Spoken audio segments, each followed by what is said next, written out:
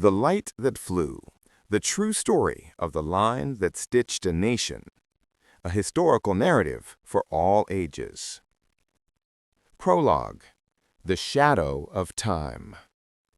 Imagine a world where time itself was a wall. It's 1858. A mother stands at the edge of the American frontier, a tiny settlement clinging to the vast, wild territory of the West. She receives a letter, its paper brittle and stained with the dust of 1,000 miles. It has traveled for 3, maybe 4 months, carried on horseback, by stagecoach, across scorching deserts and towering snow-crowned mountains. She opens it.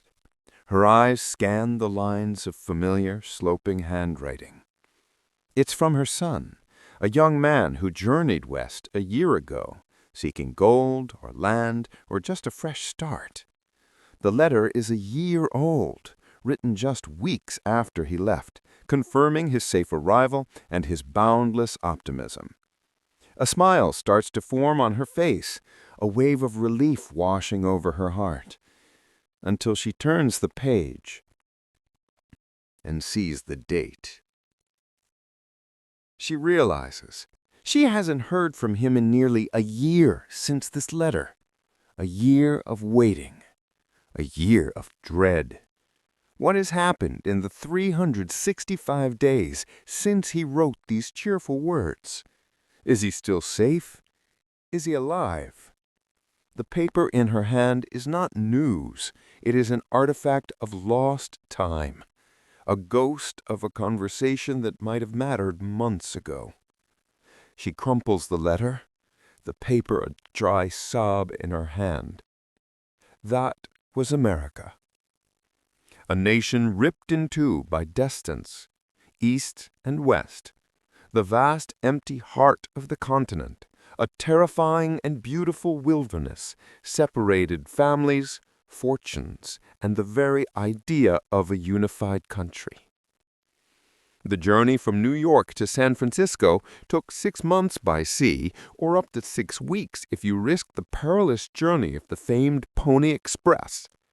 A single message, a single crucial piece of information, moved at the speed of a galloping horse.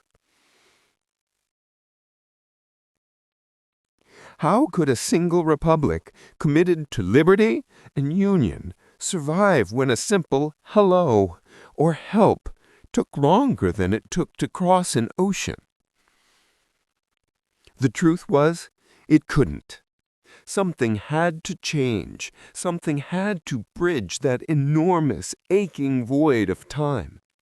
This is the true story of how a small, determined group of visionaries, engineers, daring riders, and rugged laborers, many of them young men and women you'd never read about in any textbook, decided to perform one of the greatest acts of national stitching the world had ever seen.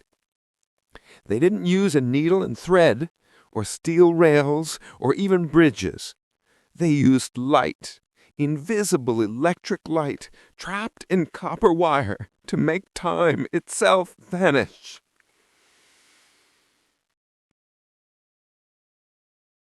This is the tale of the transcontinental telegraph, the impossible information-bearing line that in just 111 days connected a continent and changed the world forever.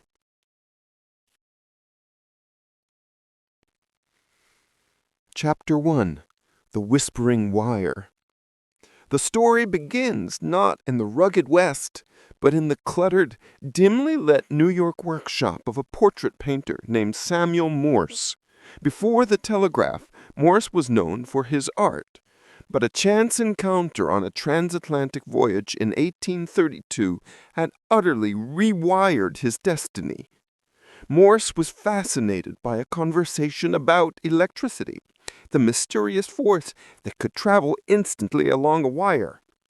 A small spark of thought, an electric jolt genius leapt into his mind. If electricity can travel instantaneously, why can't they messages? He spent the next decade wrestling with that simple, brilliant question. The answer wasn't just the wire, it was the language. He needed a code, a way to translate the flowing words of human thought into the rigid, simple language of the electric current, on or off. Click, clack, click, click, clack. Morse, along with his brilliant young partner Alfred Vail, invented the code of short and long signals, dots and dashes that would bear his name, Morse code. In 1844, the world got its first real glimpse of the impossible future.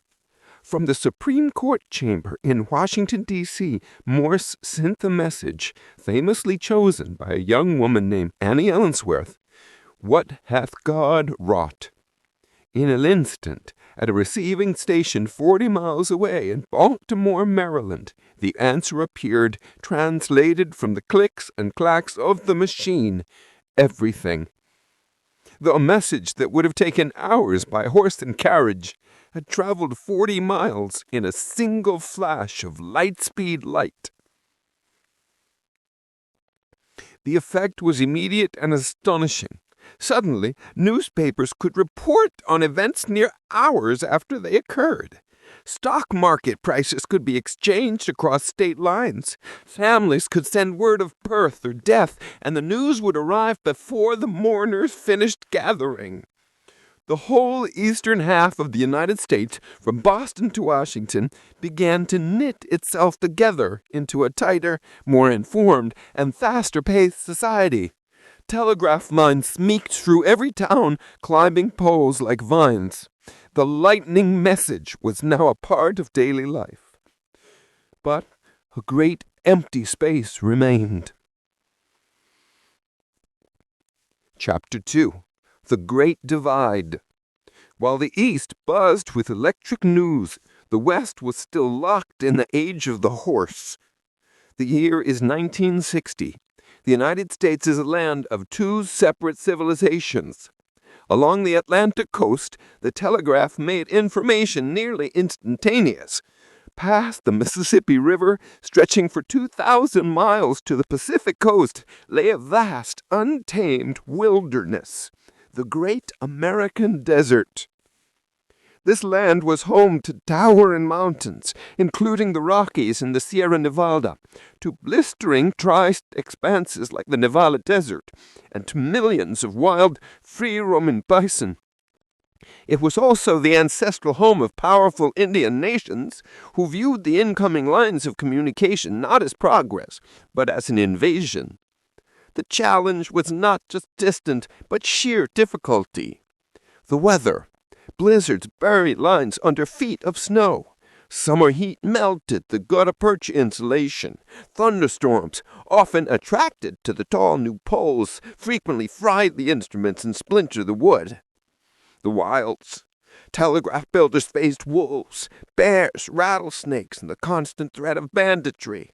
The supplies, poles, copper wire glass insulators had to be shipped by sea all the way round South America or hauled by wagon trains across the entire continent. The native resistance for tribes like the Sioux, the Shoshone, and the Cheyenne, the strange humming wires strung across their hunting grounds were an ominous sign. When they cut the lines, they were not destroying a curiosity. They were fighting the inevitable tie of settlement and the ruin of their way of life. The federal government knew the truth. Without fast communication, the continent could not be governed. The Civil War was brewing, and the idea of California and the Western Territories being completely cut off from Washington, D.C. was a terrifying prospect. In 1960, the fastest way to bridge the gap was the legendary Pony Express.